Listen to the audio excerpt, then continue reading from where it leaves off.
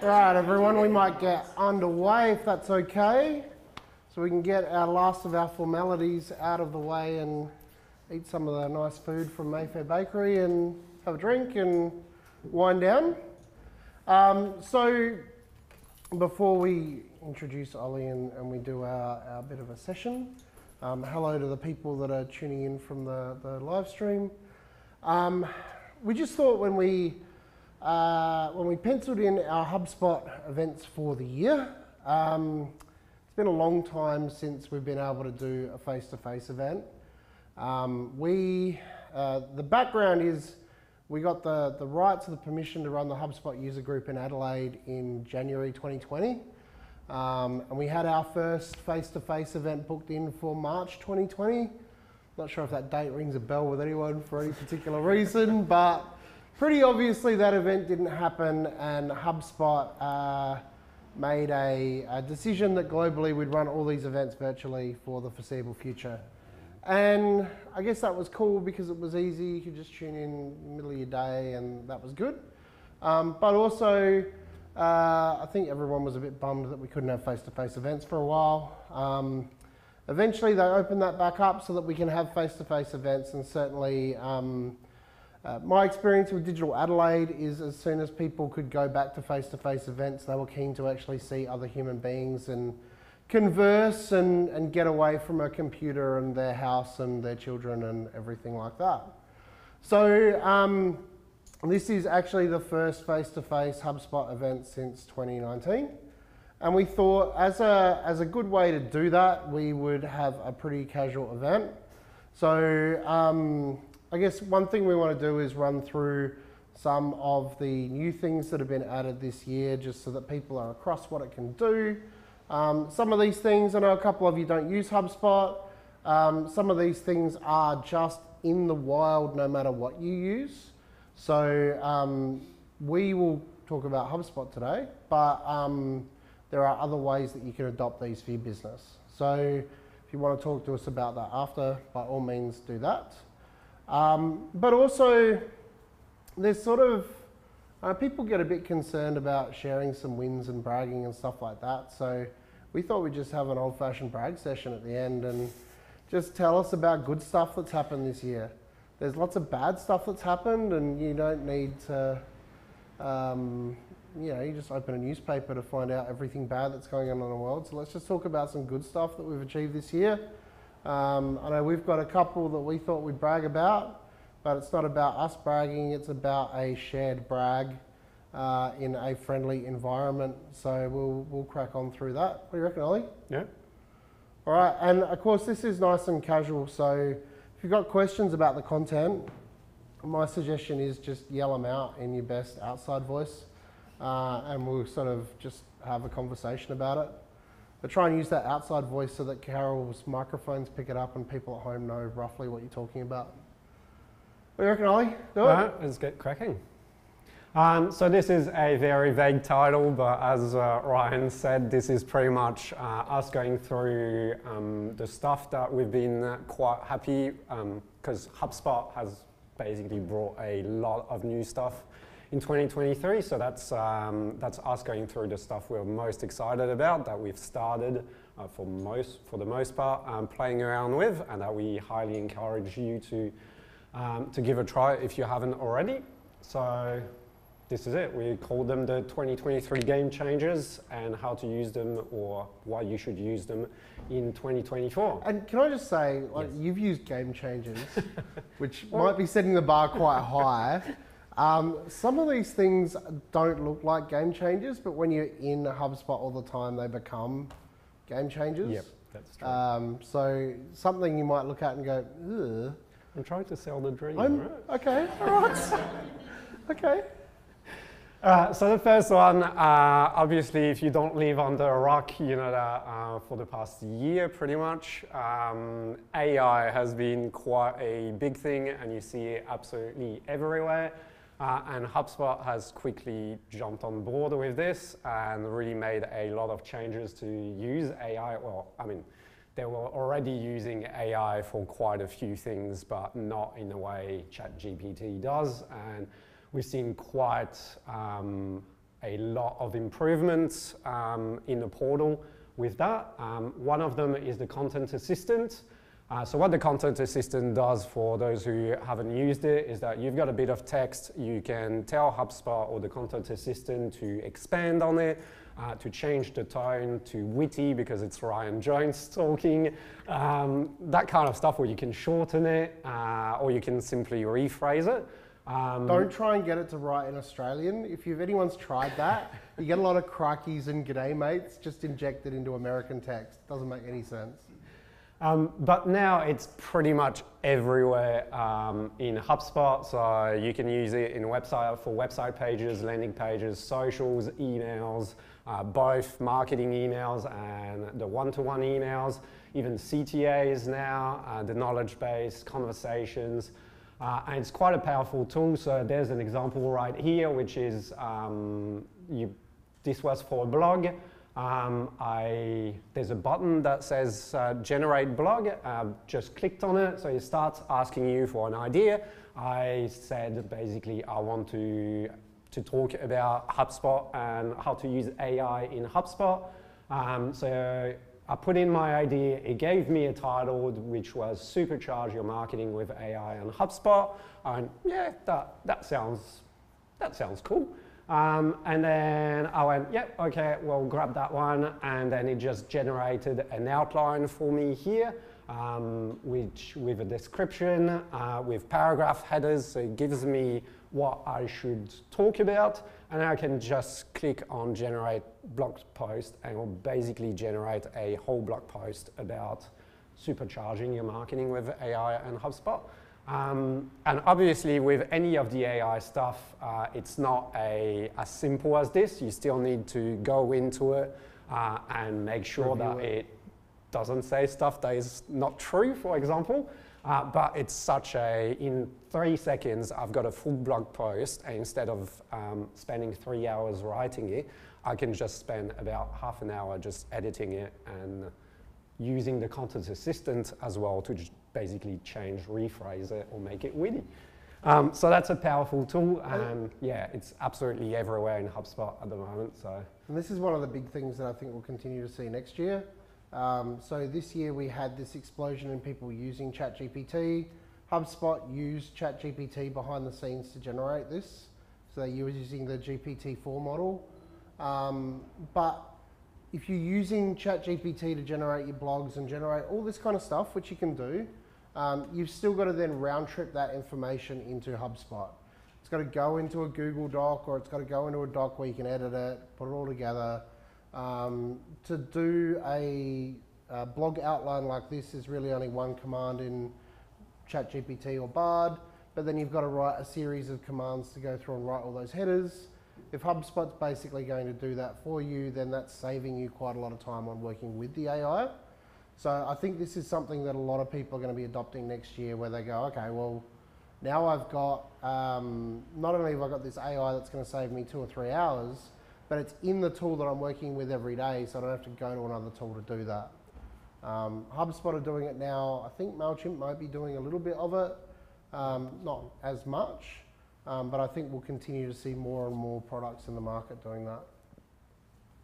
Blogs aren't the only thing that you can generate with AI in HubSpot. Some cool stuff is you can generate workflow and report descriptions. That's one that I've automatically generated for a report that I've done for Sam that he asked me to do. And this is basically unedited, and I think, because I've created the report, I think it's a pretty good description. So same thing again, you might want to do some tweaks. I find that with workflows, especially sometimes the trigger, it doesn't quite pick up exactly what the trigger is. But again, this is a massive gain of time, and especially now that you can have those descriptions, it's really important for people when they go into your portal to be able to understand what a workflow or a report is supposed to be doing. So that's a quick and easy way to actually give people in your company that visibility. You can also create subject lines, meta titles, and descriptions. So a big thing which I know you kind of a big down point, I guess, for now with the meta titles and descriptions is that it tends to go over the limit. Oh yeah, I mean, that's not okay. We won't slam HubSpot too hard for that. But No. if you've used ChatGPT, it's very bad at counting. It's a language model. So yes, I do a lot of Google ads. I do a lot of SEO work. In Google ads, you've got a very defined number of characters. If you ask ChatGPT to write you a headline in 30 characters, I guarantee you that you'll get 35. In this case, if you use the meta description generator to automatically generate it, the output is fine, but there's a 320 character expected limit, and it'll be 450 for no apparent reason. So I know that the language models will get better, but again, it's one of those things where you really shouldn't trust the AI output on its own. You should actually review it with your own eyes and make sure that it works. But again, it's a massive gain of time because instead of spending the time thinking about a meta title, and I know I hate thinking of them, you basically just generate it. You might change a couple of words, you might delete a couple of words that are a bit extra to make sure they goes within the limit, and then you're done. I guess the two... This thing is my favorite. Yeah. Because if you're new to an organization and you've inherited a portal, and a couple of you are, then you've basically got no idea what some of those workflows are.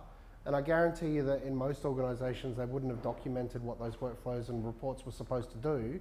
So all of a sudden, you've got AI that can go through and figure that out for you. So if you're new to HubSpot and you're new to the organization that's using HubSpot, your first day, you've got no idea what's going on most of the time. You need to learn what's happening. This will tell you, and then you can work through it. So two bits that are exciting as well is the two last points, which is the blog post summaries into socials. So you've written your blog post hopefully using the generator. You've gained a lot of time, and you can basically ask HubSpot, hey, I've written that blog post. Can I please make a social post about it? Now basically summarize your blog post into a social post that you can post straight away. Well, not straight away, after you've checked it. But in 5 minutes, you can have a social post and promote your blog. And the second one, which I know Ryan's very excited about, is the conversation summary.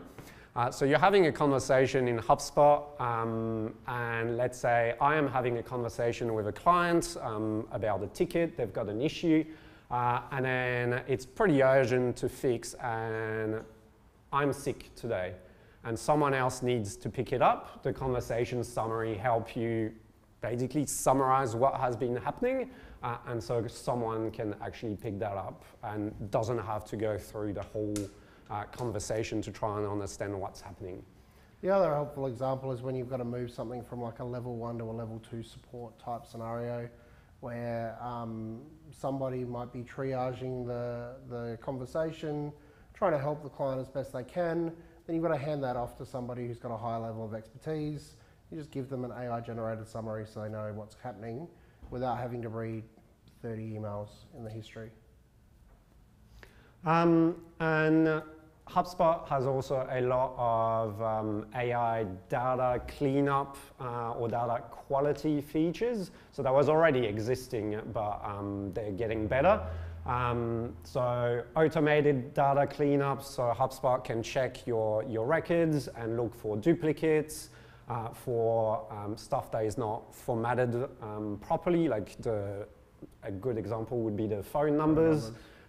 So to look that they are formatted properly, workflow issues as well. This is a cool one that I haven't played around with too much yet, but it can also monitor the changes that are done to a property. So you can ask HubSpot to monitor update volumes of a property. So you tell them, you tell HubSpot, can you please monitor the changes to the phone number property, and we'll look in your portal and basically figure out a phone number is on average updated twice a year, let's say. And you'll find that if a record updated the phone number 15 times in one day, that something's going wrong here. So that's pretty useful. AI forecasting, which I know you're excited about as well. It can look into all of the deals that you've closed and basically create a forecast for you depending on your historical data, which you kind of had to do by yourself before. And deal insights, which is a quick one, but on your deal pipeline, you can see how long a deal generally stays on your pipeline, that kind of data, the average amount, and so you can look into that. Hopefully they'll be customizable a bit more soon. Do you want to add anything? No. Oh, the only thing is we know that they're bringing out a full AI chatbot as well. Yeah. But the beta for that hasn't been announced yet. So they've announced that it's coming. It'll probably be early next year.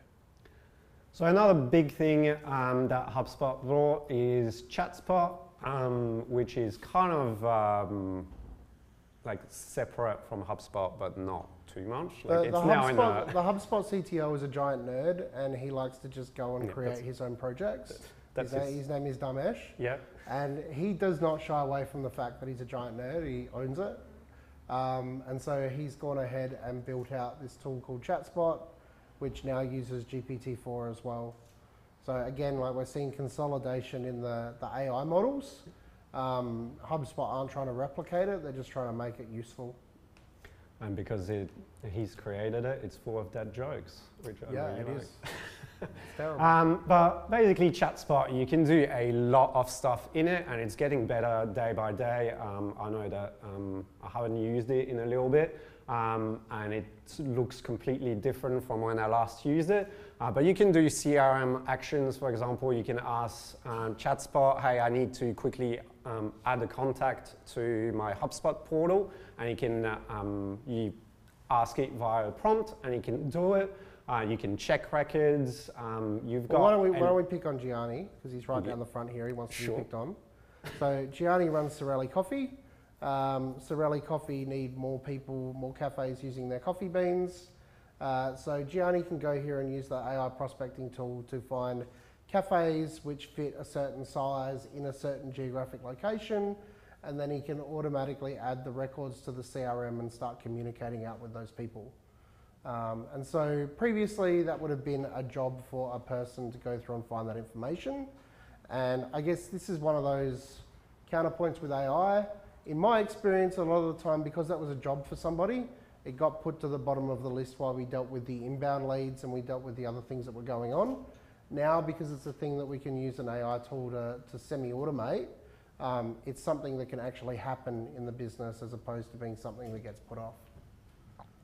Yeah, so you can use that for prospecting. You also have the company insights, which is, for example, what I've done here with Refuel. I can ask ChatSpot, hey, ChatSpot, what's the tech stack of Refuel?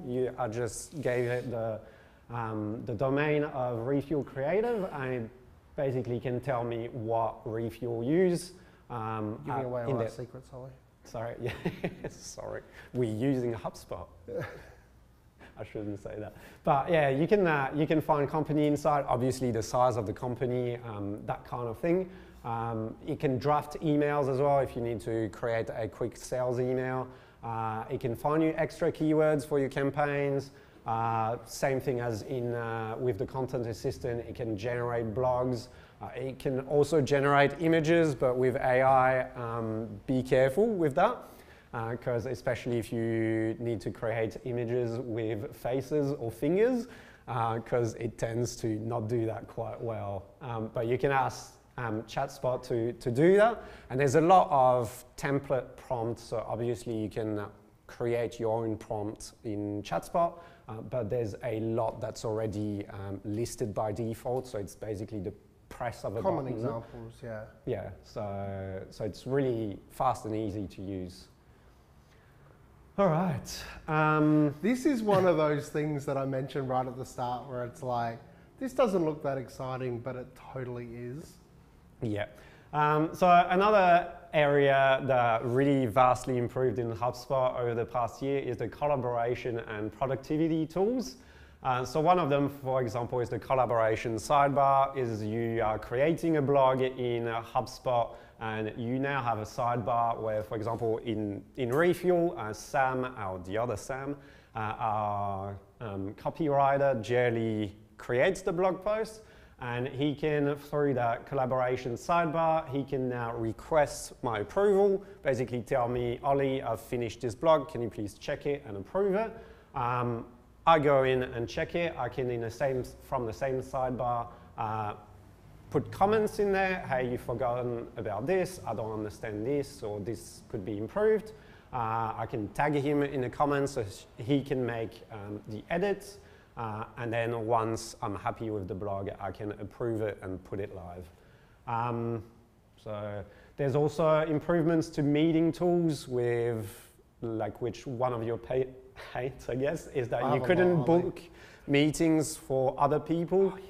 You can do that now. You can let people add other people to the meeting they book with you, which is a good one as well, because that before someone would book a meeting through your calendar on HubSpot, and then they would ask you, oh, can I invite that person to the meeting? If you're I'm going to rant now. If you're the marketing person and you're setting up a wonderful landing page that allows somebody to book with a sales rep to take the conversation to the next step, you want to be able to create that meeting link for the sales rep. You don't want to get slowed up by asking the sales rep to go and create the meeting link. Then they look at you really confused. They think you said paperwork, so then they decide not to do it, and it just becomes a really awkward interaction. Whereas now you can finally just create that link for them and start filling their calendar up with meetings that have been booked through the website or through your online campaigns. They're happy because they've got their leads coming through, and you're happy because you didn't have to go back and forth with sales to create a meeting link, which is a win for everybody. And another good one is the centralized audit log that came out, I think it was early this year, which is basically HubSpot. Who broke the thing? Yeah, that's it. I've got a good example actually. I think it was very early this year. It was last year.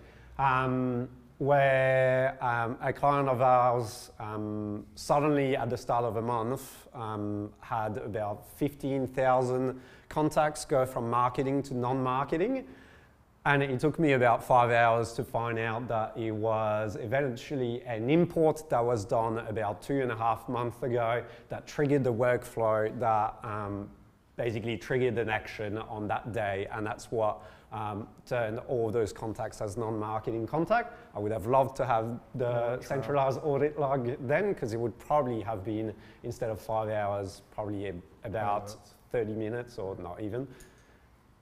So yeah, it's about who broke the thing, but not necessarily to blame them, but to find out what happened and basically fix it pretty quickly. Another big one, and we were talking about it early on with some people, is the prospecting workspace. So HubSpot, a downside, I guess, or an area for improvement before was for salespeople to use HubSpot, because between their tasks, where the leads were, there wasn't really a space where you could have all the information on the one screen, or you had to kind of go back and forth between stuff. So the prospecting workspace, and again, that's something that's getting improved on pretty often. You basically, so that was in our test portal, so there's not much in there. But I've got my task, I've got the calendar that I've synced with HubSpot. So I can see what tasks are due today, what tasks are overdue, what tasks are due soon. I've got my calendar there, so I can see what's happening with my day. You've got you can change tabs, and you've got the leads. So HubSpot brought the new lead object, which allows you to differentiate between contacts and leads, which sometimes is an issue. I know we've had that issue, is that every contact in our HubSpot portal basically was defined as a lead, which isn't true. If someone like registers, I don't know, or like signs up for the newsletter, for example, they're not a lead. So it's to really identify who's a real lead and who's a contact that we might target in the future. So that's probably more salespeople prioritize a bit as well. So, and you can create these leads via workflow as well. So, for example, we've got a new workflow set up where if somebody fills out a contact form on the website, we know that roughly half the people that fill out our contact form are spam. But now what happens is that a lead object gets created and allocated to Sam, and Sam has to go through them no matter whether they're spam or not. And so that just means that those people get captured in here rather than going through the 12,000 contacts that are in our database. He can go straight to the leads and he knows that these are just the people that he needs to contact. And the other cool thing is depending on if you're using a phone system that integrates with HubSpot, the one that we would probably use for this would be Aircall. They have a power dialer function. So if you've got outbound phone people managing their leads, you can go to your leads tab and just dial them one after the other. So you're really speeding up the velocity and focusing on what you need. Charmaine, what's that one you're using? Dialpad. Dialpad. That can do the power dialer as well, can't it? Quite a lot of limitations. Oh, okay. All right. The Dialpad's recently come to Australia and I thought it was good, but if you've been looking at it, maybe talk to Charmaine afterwards. And it also has the suggested activities, which I'm assuming will get improved on as time goes by, is basically telling Sam, hey, this is an interesting prospect. You send them an email 5 days ago. It's probably a good time to follow up, that kind of stuff. So it's really on the one space where salespeople can basically organize their day better. And same thing, it might look not much and a bit boring, but we think it's a game changer because that's something that HubSpot really needed to improve on, I think, and they've done it. Yeah.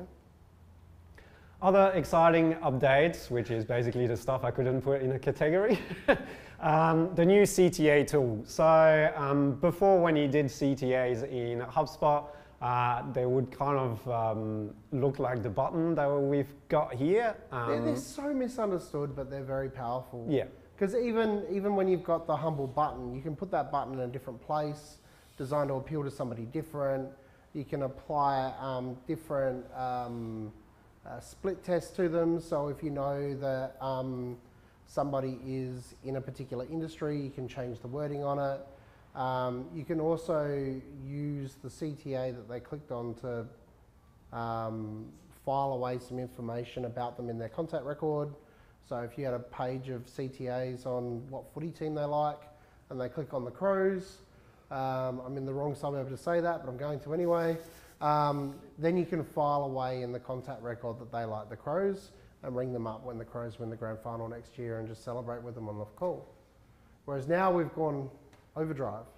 Yeah, that's it. So now you can create really any kind of CTAs, so pop-ups, banners, slide-ins, I'm forgetting some, embedded. So this is, for example, what we've done on our website. So on the left is an embedded CTA. So that one had, which is another thing that you can do now, is to use your custom code and CSS for those, which is exciting because that one on the left is coded, and for example, the blue changes to red when you hover over it. Yeah, but and Twee, our newer web developer, she creates that for us, and then you can go out and clone it and just swap out the image and the text and still have the same brand and style.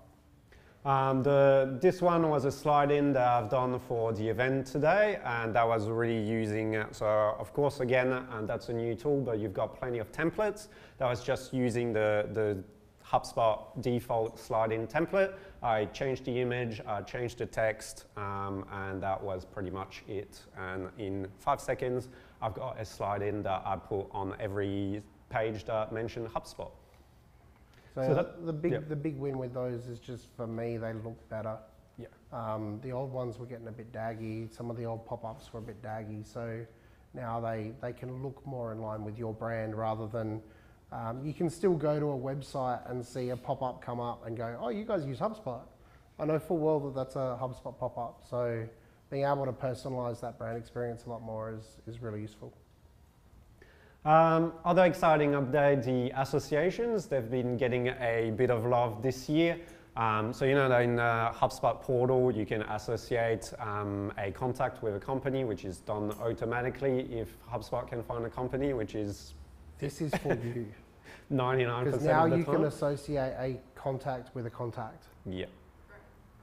So we've had examples where people have wanted to associate families and you could never do that unless you had an enterprise version and you created an object for a family and you basically created a family like it was a company, whereas now you can connect the contacts together, so it becomes So a it's not lot. linked to the company, it's linked to the actual Yep. contact. Yep.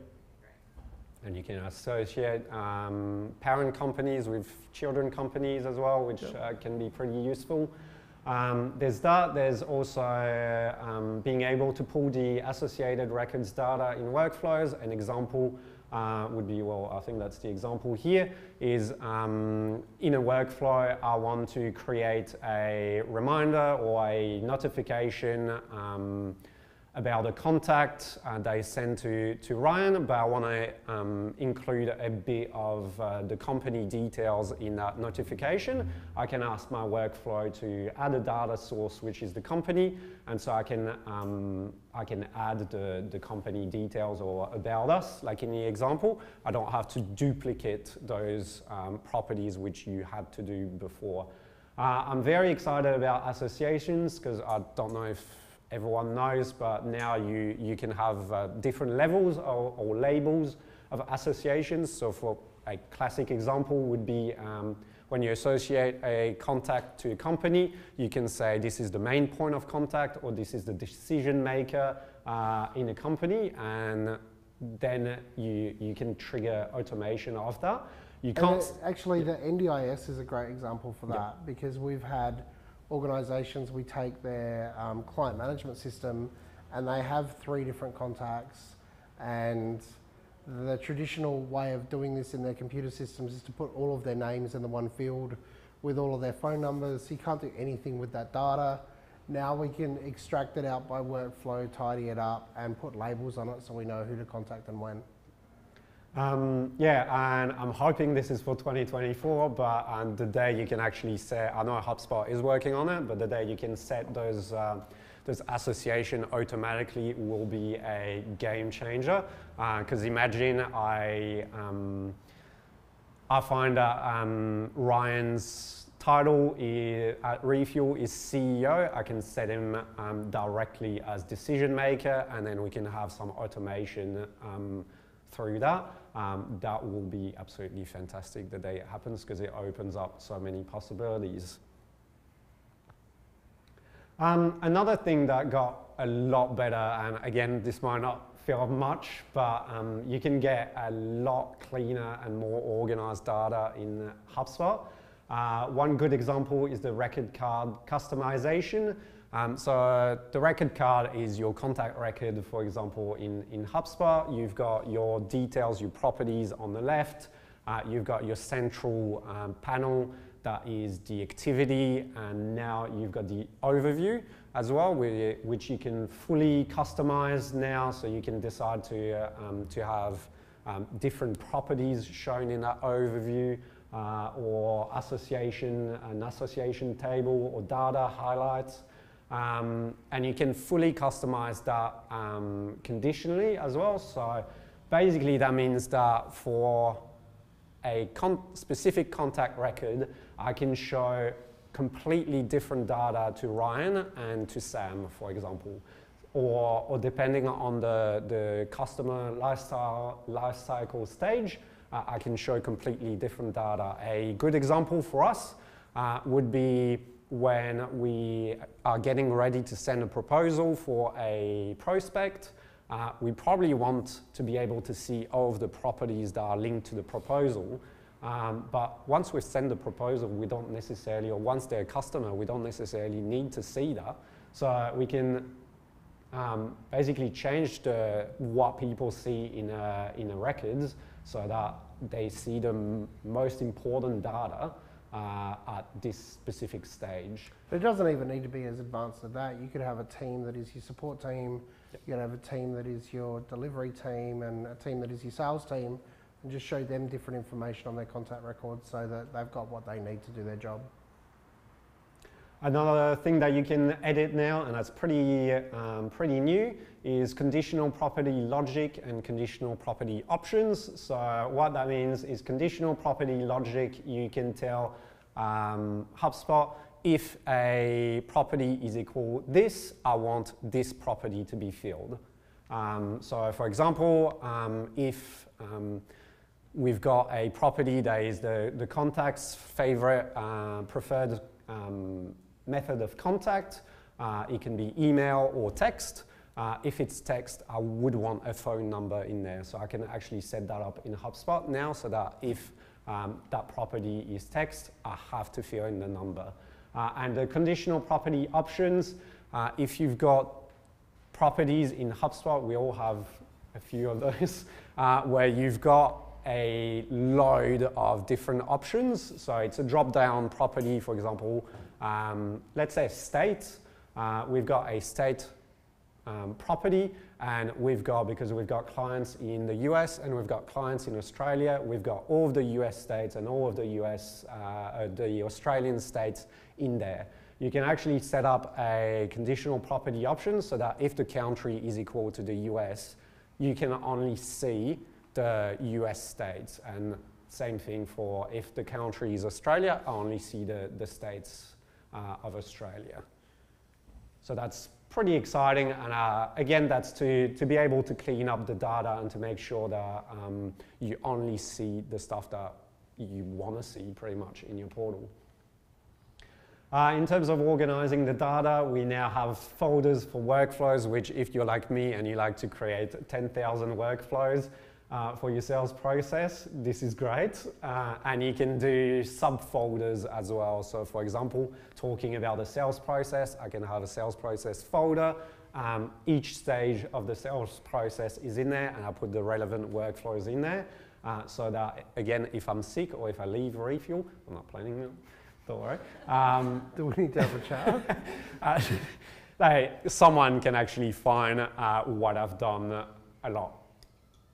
Yeah, not only that, but now you can use the AI to describe it as well. That's it as well. So filters for dashboards, same thing. That's something that's getting a lot of love at the moment. So you've got your dashboard with a lot of reports on them. Before, when you tried to set filters on those dashboards, it didn't quite work for the customer object reports. So you had to, let's say, I want to change the date range on the dashboard. If you had custom object reports on there, you had to manually change the date range on every single report. Now you don't have to. You can also pin filters. So let's say I've got a dashboard about sales and I want to be able to change the date range pretty quickly. I can pin the close date of the deals, for example, as a filter, and it's there at all time, and it's really a click of a button, and I can update my dashboard, and it updates every single report on the dashboard. Lists have been getting quite a few upgrades as well. You can now have deal-based lists, list properties as well, so that you can filter your lists, list descriptions. You can do random samples, which is great when you want to test stuff. So you can have a list of contacts and you ask HubSpot, can I please have a random 30% pulled out? And you can test stuff like that. And also a big one is you can reference lists of other objects. So you can have a deal list of the deals that were closed in the past 2 months, and then you can create a contact list that asks for every contact that's associated to a deal that is in that list. All right, we've been through a bit. Oh, sorry. You've basically picked all the nerdiest things that Are you came out. surprised? I'm not surprised at all. I know that a lot of you are actually using HubSpot at the moment, so I guess I'd open the floor. Has anyone got something that they've seen happen this year that they either loved, or since we have a HubSpotter in the room, that they hated and she should go along and tell them to fix? Don't be shy. Precisely nothing. Oh, that's great. If I don't know, I can't do anything about it. I think generally we love it. Yeah. I mean, I'll pop on because we were talking about it when you from me. I'll Yeah. get the party started usually. So I'm Vicky. I'm from HubSpot. I just recently joined as customer success manager and actually based in Adelaide. So I thought I'd come along tonight. But I am new to HubSpot. But I'm very much about sort of streamline efficiencies, processes, one best way-ish, and how to get everybody on board. And I feel like that's always the biggest challenge. You've got something that's so powerful, but it does take the users and adoption to get all the stuff right. But one of the things I'm in love with, my little nerdy side, is the prospecting dashboard. So as we think about it as a sales tool, I'm taking it as like I'm using it in beta for myself as to my day-to-day and my tasks and my admin as well, and then being able to build that stuff on. So I think it's great. It's like a one source of truth for your day, and you can also think about it in the respect that if you've got a team member out for the day, as a manager, you can log into see their prospecting dashboard and reassign tasks as well. So nothing just drops if somebody's out, where that's what happens if people are, posting it in their email, or they've just got it on their notepad, and the next thing, you've missed a sales deal, or you've got an unhappy customer because somebody didn't get to them at the right point in time. Or the notepad stays on your desk and you work from home the next day. There is that one as well. So I think that's really big, and look, I'm a big fan of Dharmesh's dad jokes as well, but one of the things I'm taking away with the AI is it's like a human. It doesn't get everything right, so you do have to have that element, but then that's the way we think about it. It's like get it started. I used it for like a LinkedIn social media post because I was doing a bit of learning myself. And I was like, okay, how do we do this? And then you personalise it as well. You don't have to just go all in. You still can add your element, because I'm quite witty as well. So sometimes I might have a bit of I don't think you quite got my humour there. So I'll adjust it as well. But it just allows you to give you a starting base. And that's what it's about. And I think the other thing people also you'll learn, I talk a lot, is that people are afraid that, AI is going to take my job. Well, it's not. What it's going to do is allow you to do more capacity. So it's great for your team members and that are going, I don't have time. I mean, we do it too as well. I should just put the blame on all the others. But it's like, I don't have time. It's like, well, this is to actually allow you to do more of the fun stuff as well. Because so much of it with the data and that takes time. But it's not actually the really fun stuff that we want to do. So I think that's the other thing with AI, is to take it on that. That's where I am with my, since starting in August 2023 wins. And with the AI, I just love the fact that I don't have to start from a clean sheet anymore. Just AI, can you write me an email that says this, or write me a process to do this? The other day it was able to put together some reasonably complicated instructions for how to do something in HubSpot that we could then put in our knowledge base and promote. That would have taken me a couple of hours. Sure, it's not perfect, but I can edit it, that's fine. Exactly. It's all about iteration, and ChatSpot AI, and that is amazing as well. Again, being new, and I think that's always, it's like, how do we use HubSpot better? We move at pace, there's so many things, how do I keep in touch? I don't necessarily know. ChatSpot AI is growing and growing. Like, I'll say, all right, I want to, HubSpot, tell me how I can create a workflow on X, Y, and Z that's not coming to me at the moment. But it'll give you a rundown. And you try it, doesn't work, okay, well then you pop the extra steps in and you do that, and or how to change your marketing contacts. There's actually one that I used as well. And it will walk you through, and it can link you to Academy. It's like, just for all the people who are like struggling sort of users, they can use that as a central point of resource as well. So they're also not having to come to you and ask you. You can also start going, well, have you asked ChatSpot? And if they say, oh no, okay, I'll see how you go. But yeah, definitely keen on hearing what's working for everybody as well, because I think it's so, you might not think it's a big thing, but it ends up being a game changer, that one thing that streamlines and makes things more efficient as well. I can go back with a very tiny win. So the company that I work for is very old school, feels a bit virtualist, and I like to do things by school. But it just means that the way that they're using tasks is they have a meeting to go through all the tasks, and that takes an hour. Oh. A new BD manager come in and he started using tasks the way that I can imagine HubSpot intended tasks to be used, and it's slowly changing the culture. So that's a win for this year for me, is someone coming in and using it. And use it in the future. So it's a fun little thing, but tiny steps. All I can picture is that exhibit meme about, yo, we heard you like tasks, so we created a task for you to create a meeting to review your tasks. Yeah, no, that's awful. Okay, that's a good win. It's a great win. Yeah, I think Sam seems to think that tasks are just this place where you just ignore them and occasionally don't return phone calls. So having somebody that actually goes through them, that's helpful. It's a great prospecting dashboard for you to see. Yeah, well, yeah, there you go. Can you have more than one prospecting dashboard per user? Can you create multiples? No, Oh, not that's at a the good moment. question. I don't think so. No. So they're not customizable, they're just kind of what we saw on the screen there? They're customizable, but you can't create. Well, why would you need multiple for the same person? Well, say for example, you're prospecting leads versus deals. You just bring it all okay, I into one, would see. you? Yeah, they would be the same thing to me. Yep. Yeah.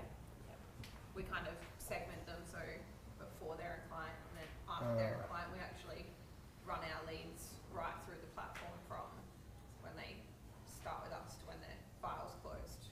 Do different people handle those different stages of the process? Often, yes.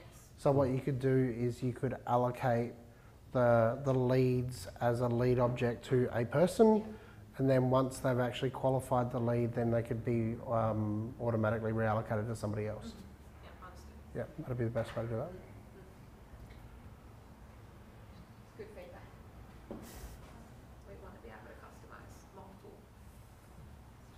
Yeah, workspaces. it's definitely possible. We've got somebody who's like, they work in kind of, I guess, a call centre environment in a way, but yeah, they've got different, salespeople that call it different stages of their pipeline. So and they change sort of the way, what we talked about, sometimes people classify everything as a lead straight away, but actually it's a prospect, then to your lead. Yeah. And so it's making sure that those stages are right as well.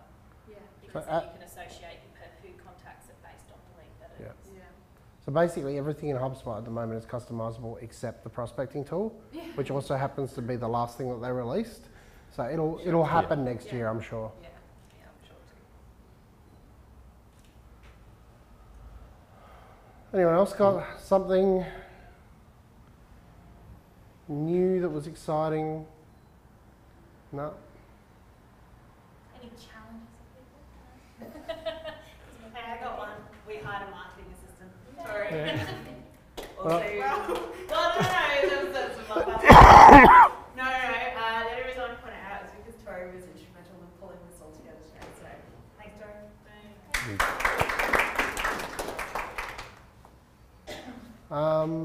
All right, Well, shall we go through our shameless plug? we can go through our shameless wins then. That's fun. Yeah, so for us, 2023 wins.